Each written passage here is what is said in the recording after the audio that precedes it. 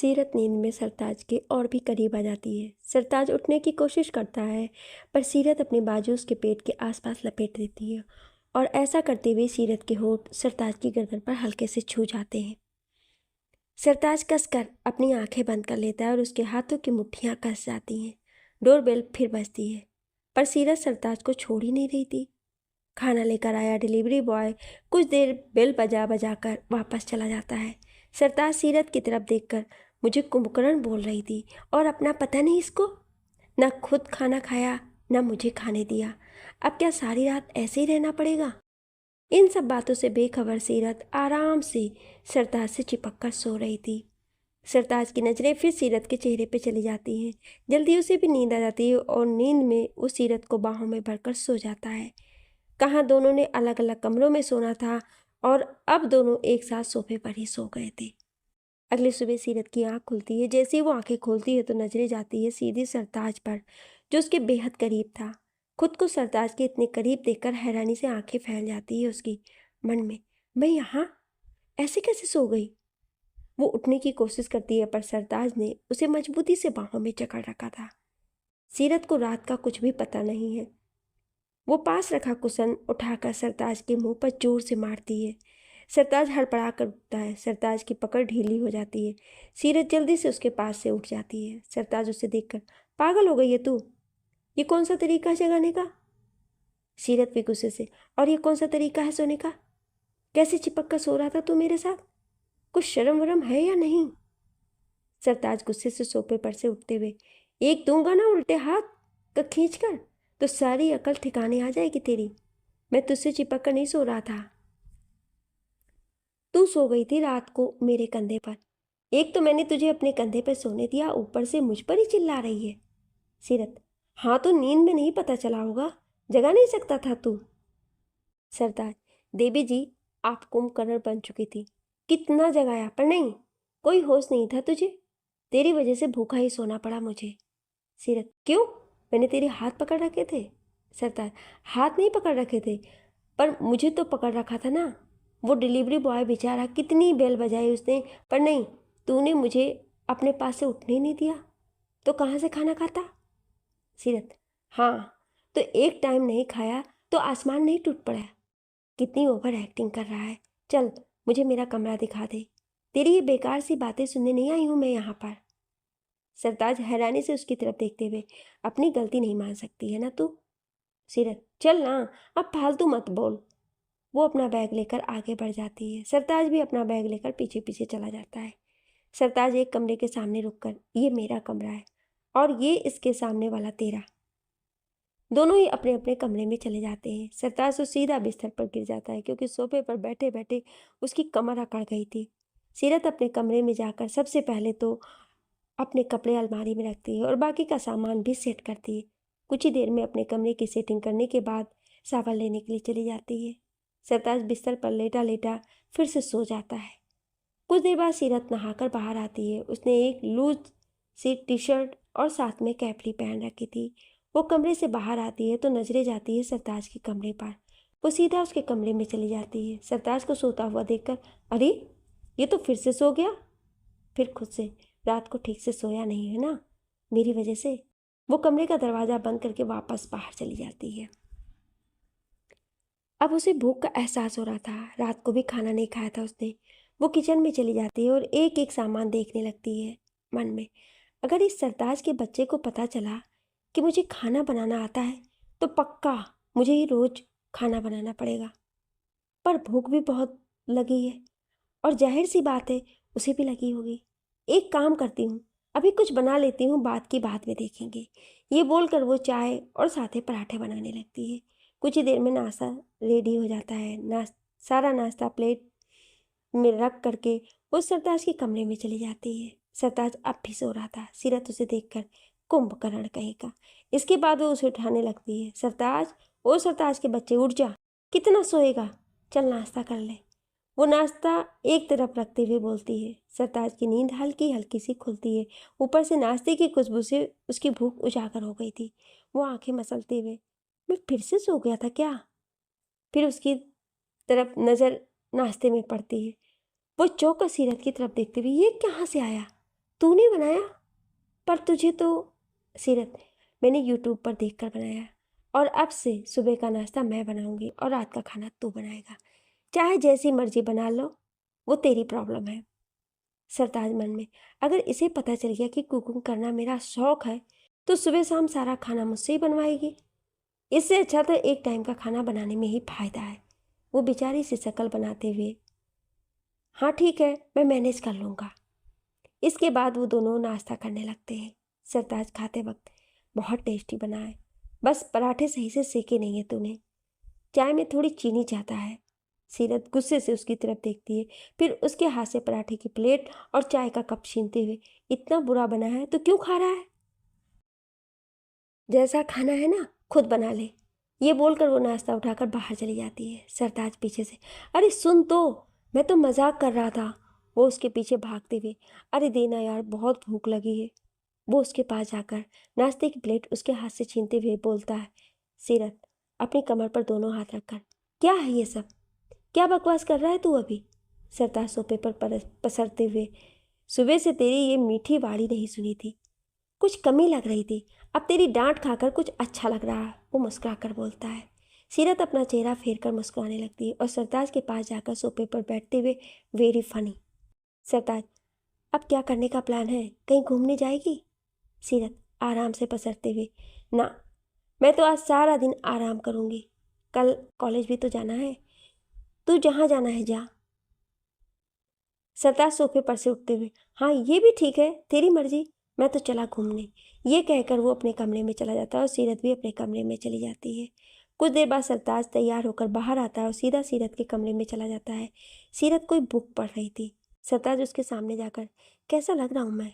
Black jeans, lemon colour की T shirt, black जूते, हाथ में सीरत की गिफ्ट की हुई घड़ी, बालों को सलीके से सेट किया हुआ, हल्की हल्की बियर्ड के साथ वो काफ़ी स्मार्ट लग रहा था।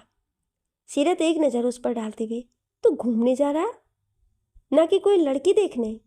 हाँ, कैसा लग रहा हूँ मैं? बंदर लग रहा पूरा का पूरा। सरताज, लड़की देखना मेरे नसीब में कहाँ, वो तो पहले ही घर वालों ने बेड़ा गर्क कर दिया था मेरा। कितने अरमान थे मेरे, मेरी वाइफ ऐसी होगी वैसी होगी, पर मुझे मिला क्या? तू जो पूरी की पूरी गुंडी है।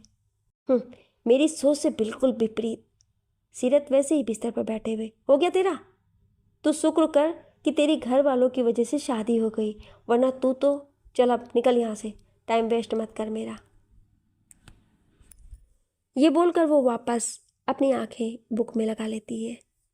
सरताज मुंह बनाकर वहां से जाने लगता है। सीरत पीछे से, ओए सुन। सरताज के कदम रुक जाते हैं, पर वो पीछे नहीं पलटता। सीरत, अच्छा लग रहा है तू। ये सुनकर सरताज के चेहरे पर एक मुस्कान आ जाती है और मुस्कुराते हुए आगे बढ़ जाता है। सीरत भी उसके पीछे जाती है और गेट बंद करके वापस अपने कमरे में चली जाती है। सरताज अपनी गाड़ी को सड़कों पर भगा देता है।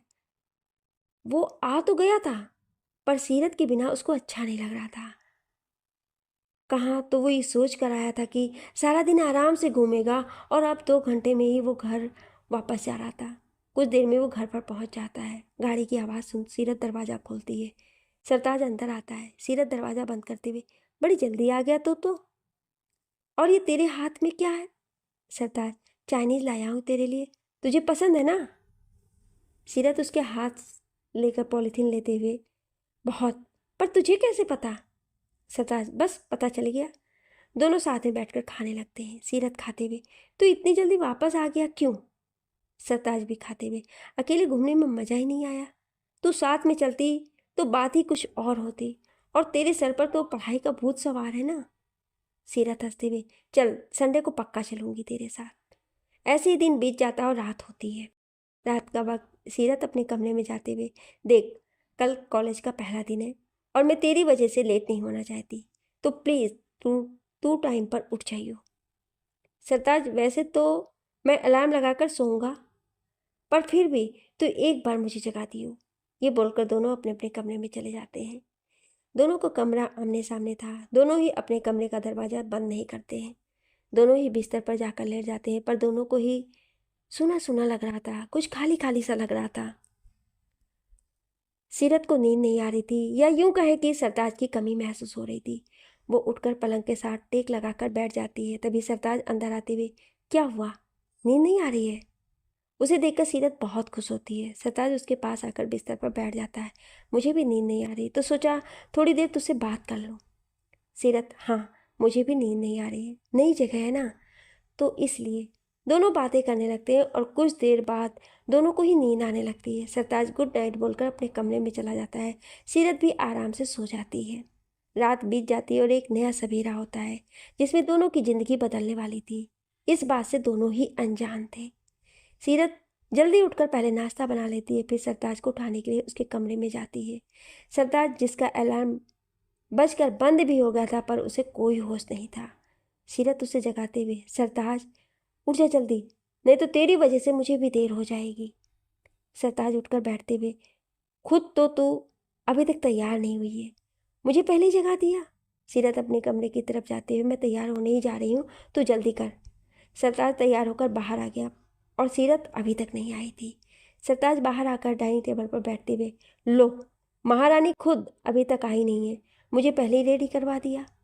इतने में सीरत बाहर आती है। Blue jeans, white shirt top, बालों को हाई पोनी बनाई हुई, आंखों में गहरा काजल और मोटा मोटा लाइनर, होठों पर पिंक सेट की लिपस्टिक, पैरों में हाई हील्स और कंधे पर लटकता हुआ पर्स। बहुत ही खूबसूरत लग रही थी वो। सरताज उसे देखकर, क्या बात है, पूरा लुक ही चेंज कर लिया? सही है, अच्छी लग रही है। सीरत उसके पास वाली कुर्सी पर बैठती हुई, थैंक यू, चल नाश्ता कर फटाफट। दोनों नाश्ता करने के बाद निकल जाते हैं कॉलेज के लिए। दोनों ही बहुत एक्साइटेड थे। कुछ ही देर में दोनों कॉलेज पहुंच जाते हैं। नई जगह, नए लोग, दोनों को एक अलग सा एहसास हो रहा था। सरताज गाड़ी पार्क करता है और दोनों ही अंदर जाते हैं। सीरत चारों तरफ नज़र घुमाते हुए, वाओ कितना सुंदर नज़ारा है, फाइनली मेरा चंडीगढ़ पढ़ने का सपना पूरा हो रहा है।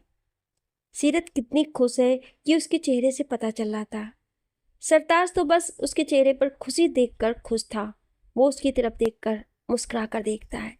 सरताज का सारा ध्यान सीरत पर होता है और सीरत का सारा ध्यान कॉलेज को देखने में। सामने से चली आ रही एक लड़की, black jeans, red short top, आधे बाल खुले हुए, आधे बालों का जूड़ा बनाया हुआ, चेहरे पर आती बालों की लटें, आंखों में गहरा काजल और लाइनर, होठों पे रेड लिपस्टिक, पैरों में हाई हील्स, मुंह में च्युइंगम चबाते हुए और आंखें अपने फोन में गड़ाए हुए वो चली आ रही है। अचानक हुई सरताज और उस लड़की की टक्कर। इससे पहले कि वो लड़की गिरती, सरताज उसे बाहों में थाम लेता है। सॉरी सॉरी, सरताज बोलता है। सीरत दोनों की तरफ हैरानी से देखती है। दोनों ही एक दूसरे की तरफ देख रहे थे। सरताज ने अब भी उसे पकड़ रखा था। सीरत गला साफ करने का नाटक करती है, जिससे सरताज होश में आता है और उस लड़की को छोड़ देता है। तुम ठीक हो? सरताज पूछता है। वो लड़की, यस मैं ठीक हूँ, आई एम सॉरी, वो मेरा ध्यान नहीं था। सरताज, या आई एम सॉरी, मेरा भी ध्यान नहीं था। वो लड़की दोनों की तरफ देखकर, new admission, hi I am Harleen Kaur. Sartaj अपना हाथ आगे करते हुए, हाय सरताज गिल।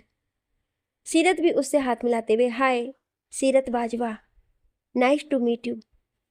तीनों ही मुस्कुरा देते हैं। हरलीन की नज़रें बार बार सरताज पर जा रही थी और शायद सरताज की भी। सीरत, ओके हमारी क्लास का टाइम हो रहा है। हरलीन, मेरी क्लास का भी, चलो। वो तीनों एक ही दिशा में बढ़ते हैं। तीनों एक ही क्लास के अंदर जाते हैं। हरलीन, वाह यार, हम सब तो एक ही क्लास में हैं। सीरत और सरताज दोनों साथ साथ ही बैठते हैं। हरलीन दोनों के पीछे वाली बेंच पर थी। और भी बच्चे थे क्लास में। सीरत तो आते ही अपनी बुक खोल लेती है।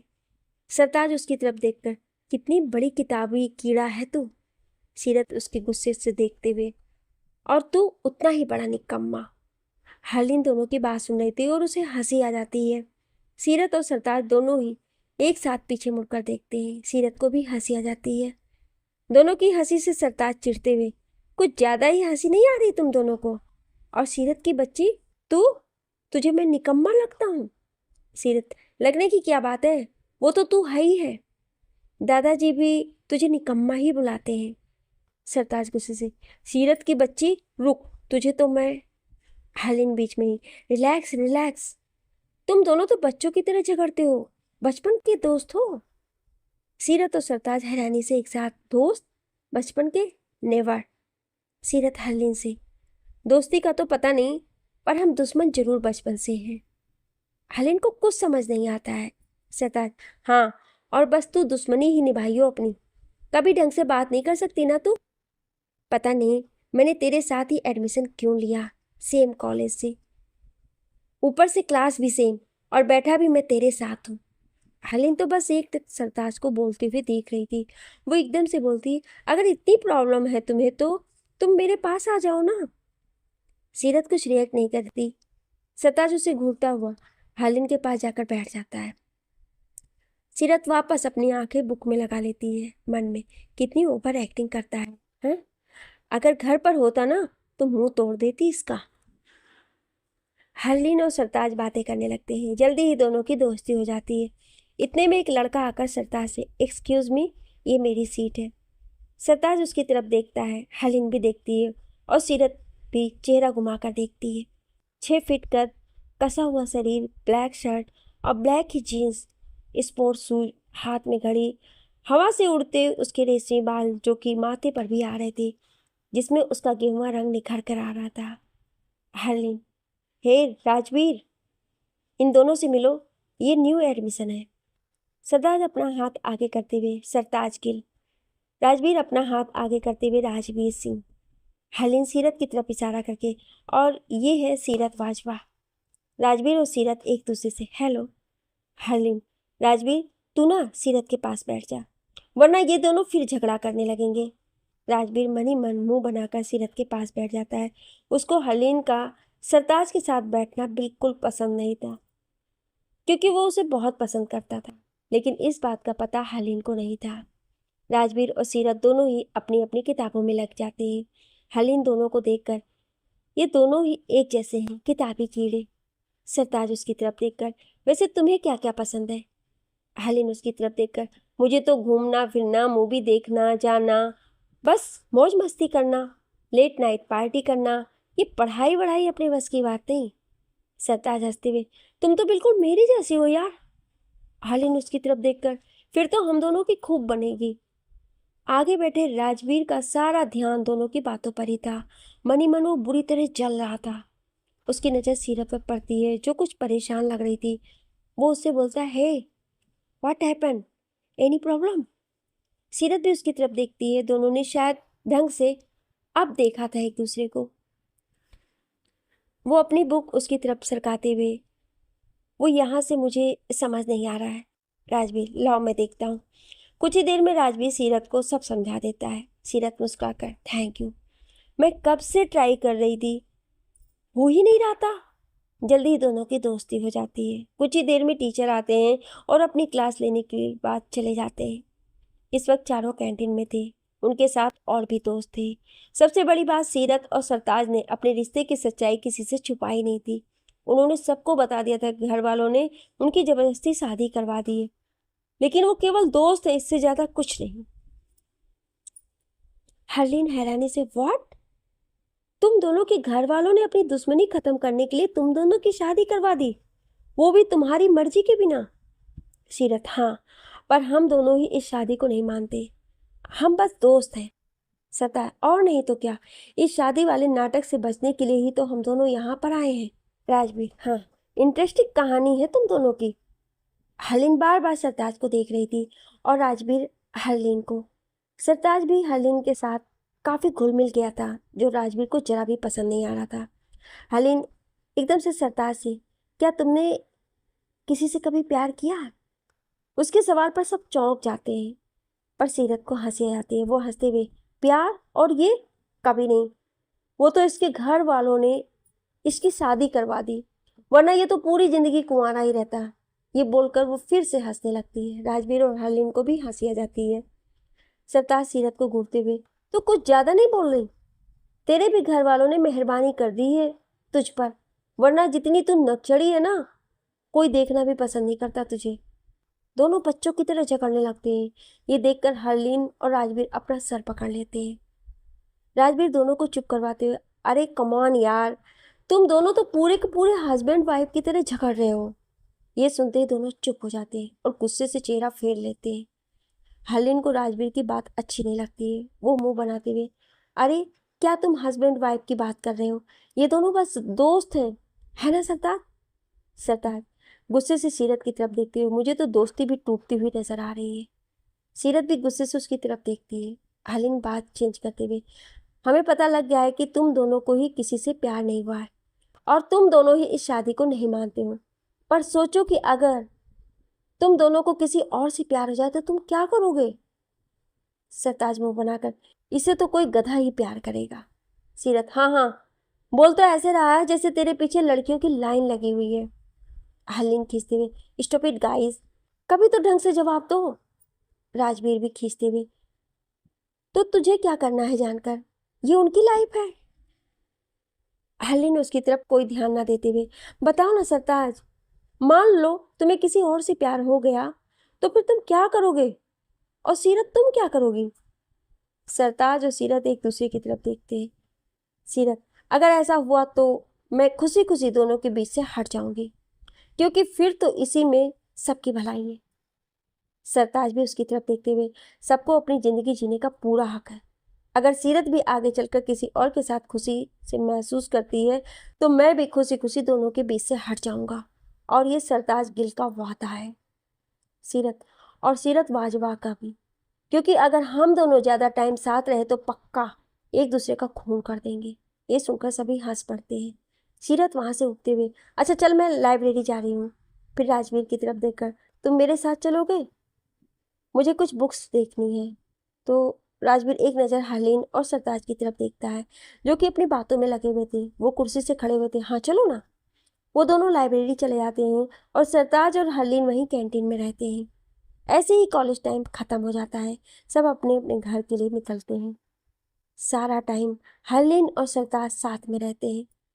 राजवीर और सीरत भी साथ में ही थे। सरताज अपनी गाड़ी के पास खड़ा सीरत का वेट कर रहा था। हरलीन भी उसके साथ ही खड़ी थी। सामने से राजवीर और सीरत चले आ रहे थे। सीरत के हाथ में कोई बुक थी, वो उसमें देखते हुए और साथ साथ राजवीर से बातें करती हुई चली आ रही थी। सरताज दोनों को देखकर, लो आ रहे किताबी कीड़े, ये कहकर वो दोनों हंसने लगते हैं।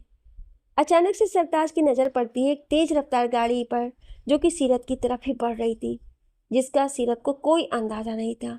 सरताज चिल्लाते उसकी तरफ भागता है, सीरत हटो सामने से। पर सीरत उसकी आवाज़ नहीं सुनती है। इतने में गाड़ी सीरत के बिल्कुल करीब आ जाती है।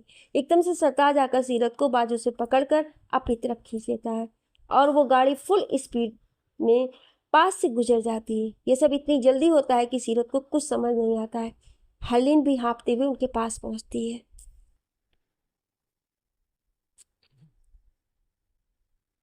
सरताज गुस्से से, कुछ अकल है तुझ में या नहीं? ध्यान कहाँ रहता है तेरा? अरे इतना भी क्या किताबों में घुसना, सारी पढ़ाई क्या आज ही कर लेगी? तुझे कुछ हो जाता तो? सरताज ने अब भी उसको कसकर पकड़ा हुआ था। वो सीरत को बोलने का मौका भी नहीं दे रहा था। उसके गुस्से भरी आवाज में सीरत के लिए परवाह, फिक्र साफ साफ झलक रहा था, जो राजवीर ने महसूस कर लिया था और शायद हलीन ने भी। पहली बार सीरत सरताज के गुस्से के सामने कुछ बोल नहीं पा रही थी। सरताज उसका हाथ पकड़कर गाड़ी की तरफ ले जाते हुए, अब चल चुपचाप। सीरत कुछ बोलने वाली होती पर सरताज बीच में, चुप, एक लफ्ज नहीं बोलेगी तू आज। वो पूरे हक के साथ सीरत को अपने साथ ले जाता है। हलीन बस उन्हें जाते हुए देखती रहती है। राजवीर उसकी नज़रों का पीछा करता है। हरलीन का सरताज को उसको इस तरीके से देखना उसे बिल्कुल अच्छा नहीं लगता है। सरताज गाड़ी चलाते हुए, अकल है तुझमें जरा सी? ऐसे बेसुध होकर कौन सड़क पर चलता है? वो अब भी गुस्से से बोल रहा था। सीरत, हो गई ना गलती, बस भी कर, अब कितना सुनाएगा? सरताज और भी गुस्से से, गलती? इसे गलती नहीं कहते, इसे बेवकूफ़ी कहते हैं। तेरी जरा सी लापरवाही से आज कुछ भी हो सकता था। सीरत सर झुकाकर, सॉरी, आगे से ध्यान रखूंगी ना। वो बहुत आराम से बोलती है। सरताज उसकी तरफ देखता है। सीरत इतनी बोली बन कर बैठी थी ना कि बस उसे देखकर सरताज को हंसी आ जाती है। सरताज हंसते हुए, बस कर, इतनी भोली नहीं है तू जितनी बन रही है। सीरत के चेहरे पर भी स्माइल आ जाती है। सीरत चहकते हुए, कॉलेज का पहला दिन अच्छा गया ना? राजवीर और हरलीन दोनों ही कितने अच्छे हैं ना? सरताज, हाँ वो तो है। दोनों बातें करते करते घर पहुंच जाते हैं। दोनों ही हाल में रखे सोफे पर पसर जाते हैं। तभी सरताज का फ़ोन रिंग होता है। सरताज नंबर देखकर चौंक कर बैठते हुए, बीजी का वीडियो कॉल है। ये सुनते ही सीरत हड़बड़ा जाती है। उसका ध्यान अपने कपड़ों पर जाता है। मर गई। वो कमरे में भागते हुए, तू फोन उठा, मैं अभी आई। सरताज फोन उठा लेता है। हेलो बीजी, कैसी हैं आप? मैं ठीक हूँ पुत्र, तुम दोनों तो वहां जाकर हमें भूल ही गए। सरताज, ऐसी बात नहीं है बीजी, बस आज कॉलेज का पहला दिन था ना, बस अभी आए हैं। बीजी, अच्छा सीरत कहाँ है पुत्र, बात करवा मेरी उससे। तभी सीरत अपने कमरे से बाहर आती है। अपने शॉर्ट टॉप के ऊपर उसने इस तरह दुपट्टा ले रखा था ताकि किसी को पता ही न चले कि उसने क्या पहना है क्या नहीं। वो भी सरताज के पास आकर बैठकर बीजी से बात करने लगती है। सब घर वाले एक एक कर उनसे बातें करते हैं। थोड़ी देर बात करने के बाद बीजी फोन रख देती है। कमल जी, बच्चे कितने खुश लग रहे हैं ना बीजी। बीजी, हाँ, बस वाहेगुरु दोनों को ऐसी खुश रखे। सरताज और सीरत दोनों ही चैन की सांस लेते हैं। ऐसे दिन बीत जाता है क्योंकि रात का डिनर सरताज ने रेडी करना था तो वो तो खाना बना रहा था। सीरत अपने कमरे में से होती हुई बाहर गार्डन में जा रही थी, पर सरताज को देखकर उसके कदम किचन की तरफ बढ़ जाते हैं। क्या बना रहा है? जो भी बना रहा है ना, अच्छे से बनाइयो, कल का खाना भी कुछ ज़्यादा खास नहीं था। सरताज उसकी तरफ घूरते हुए देख करके, इतनी दिक्कत है तो खुद बना ले। बड़ी आई, बोलते ऐसे रही है जैसे खुद तो सेफ लगाई है कहीं। सीरत बाहर जाते हुए, सेफ से कम भी नहीं हूँ मैं, जल्दी बना, बहुत भूख लगी है मुझे। ये बोलकर वो गार्डन में जाती है। सरताज वापस खाना बनाने लगता है। कुछ देर में खाना तैयार हो जाता है। सरताज सीरत के पास जाकर, खाना यहीं गार्डन में खाएगी या अंदर? सीरत, आज गार्डन में ही खाते हैं, चल मैं भी तेरी हेल्प करती हूँ। दोनों ही खाना लेकर बाहर गार्डन में रखे टेबल पर आ जाते हैं और बातें करते करते खाने लगते हैं। थोड़ी देर बाद दोनों अपने अपने कमरे में चले जाते हैं। सरताज अपने कमरे में जाते वक्त, मुझे सुबह जगाती हो। सीरत, हाँ ठीक है, मुझे पता है तू कुंभकर्ण है। दिन बीत रहे थे। दोनों को कॉलेज जाते हुए 2 महीने हो गए थे। इन 2 महीनों में ना तो सीरत बदली और ना ही सरताज। दोनों का लड़ना झगड़ना कुछ नहीं बदला था। अब भी दोनों बच्चों की तरह कहीं भी शुरू हो जाते थे। अगर कुछ बदला था तो वो था हरलीन और सरताज का रिश्ता। दोस्ती से कुछ ज़्यादा था उनके रिश्ते में। कॉलेज में तो दोनों हर टाइम साथ रहते थे। पता नहीं दोनों को एक दूसरे के लिए अट्रैक्शन था या दोनों एक दूसरे को पसंद करने लगे थे, ये तो कोई नहीं जानता। इन 2 महीने में एक चीज़ और बदली थी, वो था राजवीर और सीरत का रिश्ता। वो दोनों दोस्त से बहुत अच्छे दोस्त हो गए थे। बस केवल दोस्त, इससे ज़्यादा कुछ नहीं। राजवीर तो हलीम के लिए अपनी फीलिंग जानता था कि वो उसे कितना प्यार करता है, पर बाकी तीनों अब भी रिश्तों की उलझन में उलझे हुए थे।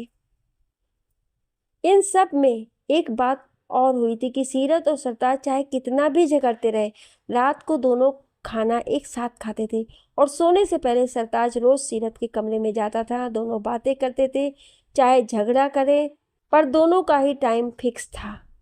कुछ अधूरा सा लगता था दोनों को इस समय एक दूसरे के बिना, जिसकी समझ अभी दोनों को ही नहीं थी। रात का वक्त, सीरत अपने कमरे में सरताज का इंतजार कर रही थी। ये अभी तक आया क्यों नहीं? सो तो नहीं गया? नहीं, अभी आता ही होगा, ये सोचकर वो उसका इंतजार करने लगी। काफी टाइम हो जाता है पर सरताज नहीं आता है। वो खींचते हुए, उठती हुई और बड़बड़ करते हुए, ये अभी तक आया क्यों नहीं, इसे तो मैं देखती हूँ। उसके कदम सरताज के कमरे की तरफ बढ़ने लगते हैं, लेकिन सरताज के कमरे से आ रही आवाज से उसके कदम बाहर ही रुक जाते हैं। सरताज फोन पर बात कर रहा था। हेलो हरलीन, डिस्टर्ब तो नहीं किया ना मैंने तुम्हें? सरताज, अरे नहीं नहीं, मैं तो फ्री ही था। और बताओ, इस वक्त फोन किया, कोई खास वजह? हरलीन, क्यों, नहीं कर सकती क्या? तुमसे बात करने के लिए कोई वजह हो, ये जरूरी तो नहीं? सरताज हंसते हुए, अरे मैं तो मजाक कर रहा हूँ, तुम तो मुझे जब मर्जी फोन कर सकती हो, हक बनता है तुम्हारा। बाहर खड़ी सीरत उसकी बातें सुन रही थी। आज पहली बार उसके दिल में कुछ चुभा था। सरताज का इस तरह किसी और से बात करना आज उसे अच्छा नहीं लग रहा था। हालांकि कॉलेज में भी सरताज और हरलीन साथ में ही रहते थे, पर सीरत ने कभी दोनों पर ध्यान नहीं दिया। पर आज उसके दिल में कुछ टूट रहा था जिसे वो समझ नहीं पा रही थी। बेहद गुस्से से मन में मैं वहाँ इसका इंतज़ार कर रही हूँ और ये यहाँ फ़ोन पर लगा है। भाड़ में जाए, जिससे मर्जी बात करे, मुझे क्या। ये सोचती हुई पैर पटकती हुई अपने कमरे में चली जाती है और मुंह फुलाकर बिस्तर पर बैठ जाती है। वो खुद नहीं समझ पा रही थी कि उसे इतना गुस्सा किस बात का लग रहा है। वो लेट जाती है और सोने की कोशिश करने लगती है, पर नींद नहीं आती है। उधर सरताज आराम से हलीन से बात कर रहा था। फिर गुड नाइट बोलकर वो दोनों फोन रख देते हैं। सरताज की नज़र घड़ी पर जाती है और टाइम देखते हैं। ओह, इतना टाइम हो गया। सीरत मेरा इंतजार कर रही होगी, ये सोचकर उसके कदम सीरत के कमरे की तरफ बढ़ जाते हैं। सीरत जाग रही थी, पर जैसे ही उसे सरताज के आने का पता चलता है, वो गुस्से से अपनी आंखें बंद कर लेती है। मन में, मुझे इससे बात ही नहीं करनी। सरताज को लगता है सीरत सो गई है। वो मन में, कमाल है, इतनी जल्दी सो गई। उसको सोया हुआ देख वो वापस अपने कमरे में चला जाता है और बिस्तर पर लेटकर सोने की कोशिश करने लगता है, पर उसे भी नींद नहीं आ रही थी। उधर सीरत करवटें बदल रही थी और इधर सरताज करवटें बदल रहा था। दूर कहीं गाना बज रहा था, करवटें बदलते रहे सारी रात हम, आपकी कसम आपकी कसम। दोनों को बड़ी मुश्किल से नींद आती है। अगले दिन सीरत उठ गई थी और वो सरताज को जगाने के लिए उसके कमरे में जा रही थी। वो उसके कमरे में जाती है, नजरें जाती है सोए हुए सरताज पर, जो नींद में बहुत ही मासूम लग रहा था। सीरत की नजरें ठहर जाती है उसके चेहरे पर। पहली बार सरताज को इस तरीके से देखा था उसने। वो एक तक उसका चेहरा देख रही थी, इतने में सरताज की आवाज़ उसके कानों में पड़ती है। वहीं खड़ी मुझे घूरती रहेगी या मुझे जगाएगी भी? वो बिना आंखें खोले बोलता है। सीरत एकदम से हड़बड़ा जाती है, फिर नाराजगी से, तू जाग रहा है तो उठा क्यों नहीं? सरताज उठकर बैठते हुए, रात को जल्दी क्यों सो गई थी? मैं तुझसे बात करने आया था तो महारानी कुंभकर्ण बनी हुई थी। वो किसी बच्चे की तरह शिकायत करते हुए बोल रहा था और बेहद प्यारा लग रहा था। सीरत का दिल तो किया कि बोल दे कि वो तो आई थी तेरे पास, पर तू ही फोन पर चिपका हुआ था। पर वो कुछ बोल नहीं पाई और कमरे से बाहर जाते वक्त, मुझे नींद आ रही थी तो मैं सो गई, ये कहकर वो बाहर चली जाती है। सरताज को उसका बेहद कुछ अजीब लगता है। मन में, इसे क्या हुआ? सीरत बाहर जाकर नाश्ता बनाने लगती है और फिर नाश्ता बनाने के बाद वो तैयार होने के लिए अपने कमरे में चली जाती है। कुछ देर बाद सरताज तैयार होकर बाहर आता है। ठीक उसी समय सीरत भी अपने कमरे से बाहर आती है। ब्लैक कलर का सूट, बाल खुले हुए, चेहरे पर हल्का सा मेकअप, होठों पर पिंक लिपस्टिक, बहुत प्यारी लग रही थी वो। एक पल के लिए तो सरताज की नजरें भी ठहर सी गई थी उस पर। सीरत उसकी तरफ देखकर, क्या हुआ, बड़े गौर से देख रहा है? सरताज नजरें हटाकर, नहीं कुछ नहीं, आजा नाश्ता करते हैं। दोनों नाश्ता करने के बाद कॉलेज के लिए निकल जाते हैं। दोपहर का वक्त कॉलेज में राजवीर और बाकी दोस्त सब एक जगह बैठकर बातें कर रहे थे। बस सरताज और हरलीन उनके साथ नहीं थी। सीरत सरताज को ढूंढती हुई उनके पास आकर, अरे तुमने सरताज को देखा है क्या? उनमें से एक, अरे सरताज को ढूंढना है तो पहले हरलीन को ढूंढ, वो दोनों तो हमेशा साथ ही में रहते हैं। सभी दोस्त, हाँ बिल्कुल ठीक बोला, इन दोनों का कुछ चल रहा है क्या? ये सुनते ही सीरत के चेहरे का रंग उड़ जाता है। हजारों भाव एक साथ उसके चेहरे पर उभर आते हैं। वो जबरदस्ती मुस्कुराकर, बताओ ना कहाँ है सरताज? गार्डन में है दोनों। दिल में हलचल शुरू हो गई थी सीरत के दिल में। बस दिमाग में एक ही बात घूम रही थी, इन दोनों का कुछ चल रहा है क्या? राजवीर एक टक सीरत के चेहरे पर आने वाले भावों को देख रहा था। सीरत के कदम गार्डन की तरफ बढ़ जाते हैं। आगे की कहानी जानने के लिए सुनिए अगले भाग में। क्या आप अगला भाग सुनना चाहते हैं? तो कमेंट में यस जरूर लिखिएगा। Thank you.